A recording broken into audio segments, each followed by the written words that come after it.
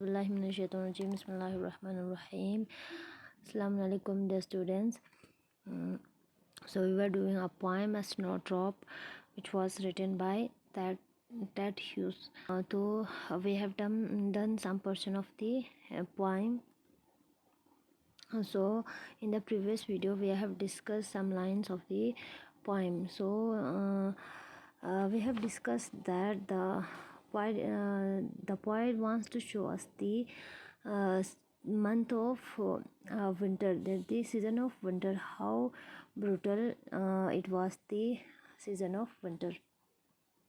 तो यहाँ पे पोइट ने हमें ये दिखाया था कि विंटर का सीज़न जो है कितना ब्रूटल होता है और हर तरफ जो है क्या होता है, श्रम होता है, पूरा जो है सुकड़ जाता है। इसमें हमें मॉस का एग्जांपल भी दिया था और आगे हमें नेक्स्ट लाइन में हमें एक एग्जांपल दिया था वैसा लोगों को कहने कि ऑर्डर क्रेचर का जो फ्लाई करते हैं, कुछ जो है ज़मीन पर चलते हैं, उनका एग्जांपल दिया था। वो लोग एक मोल्डेड ब्रास की तरह मतलब वो लोग क्या हो चुका है, पूरा कट चुका है, एक जगह पे वो लोग बैठ गया है और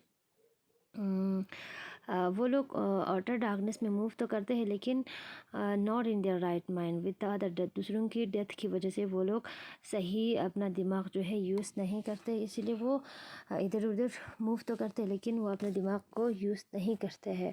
यहाँ पे ब्रास है, मतलब एक तरह के मेटल जो किससे बना है, एलॉय ऑफ कॉपर और जिंक का जो है एलॉय होता है।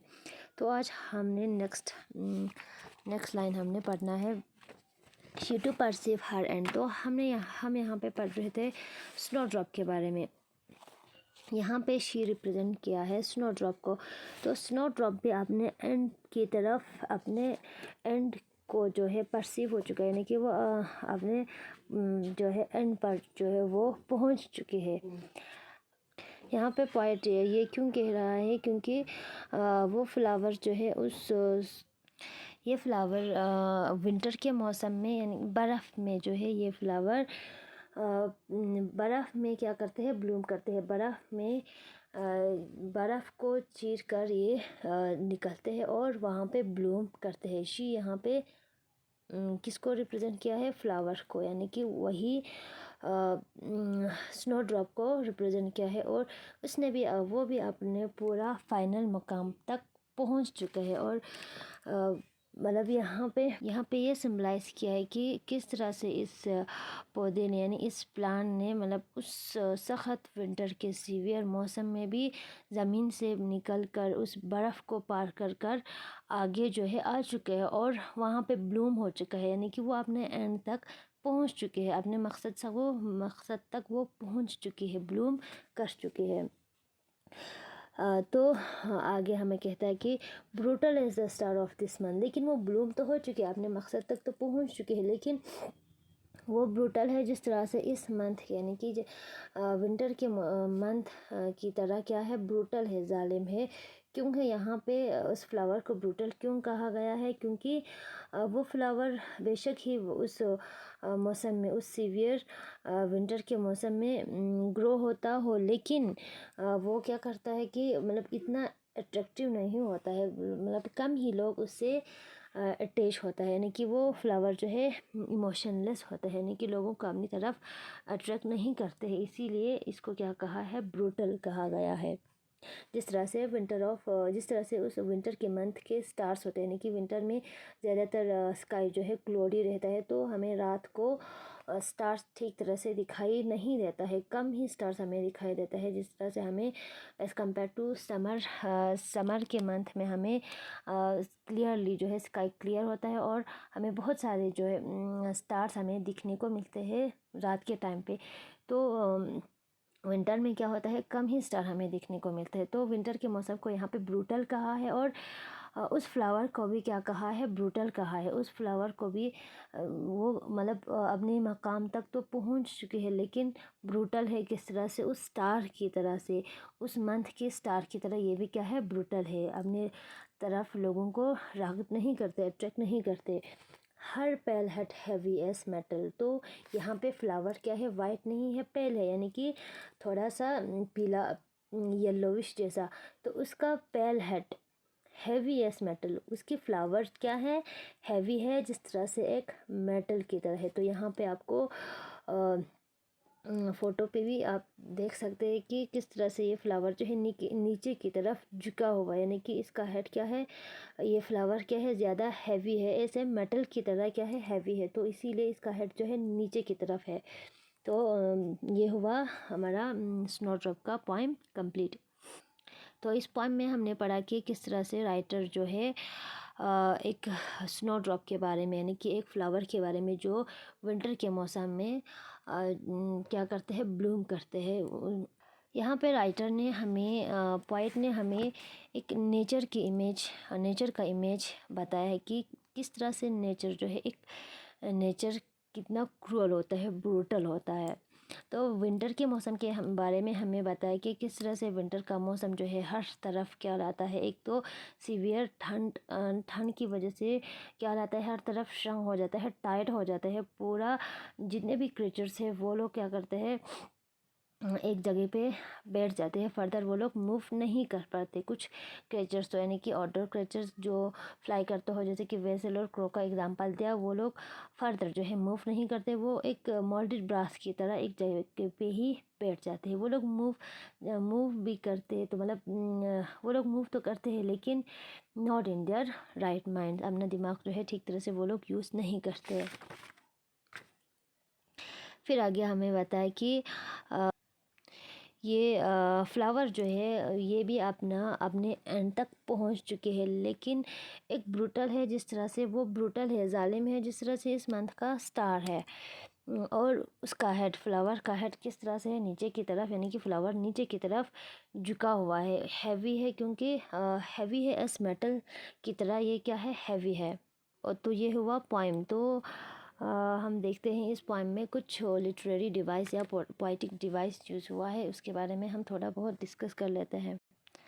अच्छा, तो कुछ पोइटिक डिवाइस इसमें यूज़ हुआ है, जैसे कि सिमिली यानी कि ये हमने स्कूल में डिस्कस किया था। सिमिली किसे कहते हैं, कुछ एक ऐसा पोइटिक डिवाइस जो कि दो चीज़ों को कंपेयर करने के लिए यूज़ करता है। इसमें हम लाइक और एस यूज़ करते हैं। जैसे कि इस पोइम में क्या यूज़ हुआ है, simile vessel in crow as if moulded in brass.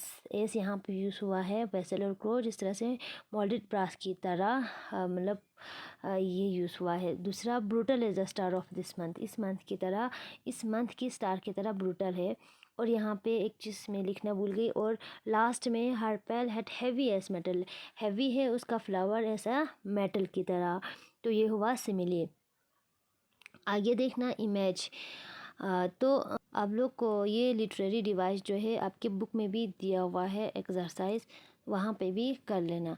कुछ इमेज भी यूज़ हुआ है। इमेज हमने ये भी डिस्कस किया था, जिसको पढ़कर हम, एक ऐसा लिटरेरी डिवाइस जिसको पढ़कर हम अपने दिमाग में कुछ इमेज हमारे दिमाग में बनते हो। तो यहाँ पे ये बुक में दिया हुआ है, मतलब जैसे कि नेचर का हमें इमेज मिलता है, जैसे कि मॉस हमें नेचर में मिलता है, मॉस, मतलब इसको पढ़कर हम अपने दिमाग में एक जो है इमेज बना सकते हैं। वेसल एक तरह के एनिमल है, क्रो भी एक क्या है, बर्ड है। और उसी तरह नेचर में हमें और क्या है, स्नोड्रॉप है, यानी कि एक फ्लावर है।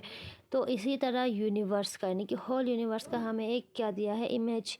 और उसमें होल यूनिवर्स में जैसे कि ग्लोब है, ग्लोब को हम पढ़कर हम क्या फील कर सकते हैं, जैसे कि हमारे दिमाग में एक ग्लोब बन जाता है। और स्टार्स, डेथ, ऑटर डार्कनेस, ये सब क्या है, यूनिवर्स के अंदर आ जाएंगे। और तीसरा जो है मेटल के बारे में, जैसे कि हम ब्रास को, यहाँ पे क्या जिक्र हुआ है, ब्रास। तो ब्रास क्या है, एक टाइप का मेटल। तो इन चीज़ों को पढ़कर हमारे दिमाग में कुछ इमेज जो है क्रिएट कर सकते हैं, इनको हम कहेंगे इमेज या इमेजरी। तो इसके बाद और एक लिटरेरी डिवाइस यूज़ हुआ है, एसोनेंस। एसोनेंस हम किसे कहेंगे, repetition of similar verbal sound usually in between two syllable there are close together.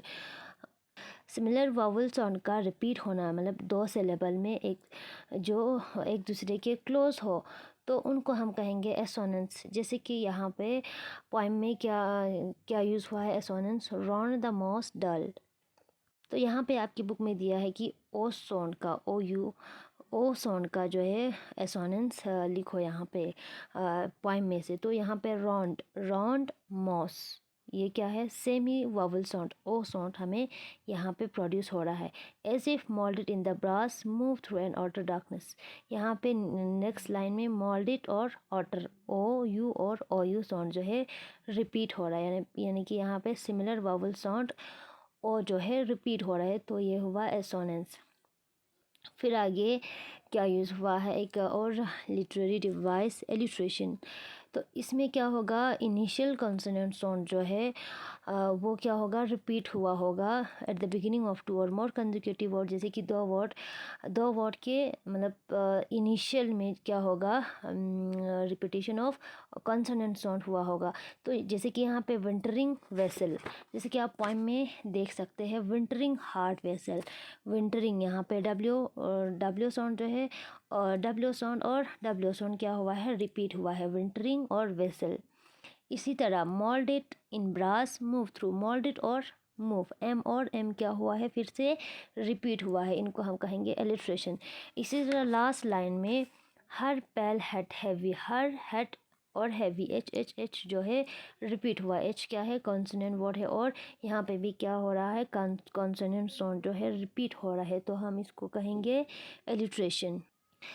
अच्छा, हाँ, इंशाल्लाह आप लोगों को समझ में आया होगा। अच्छा, ये हुआ हमारा पोएम कंप्लीट।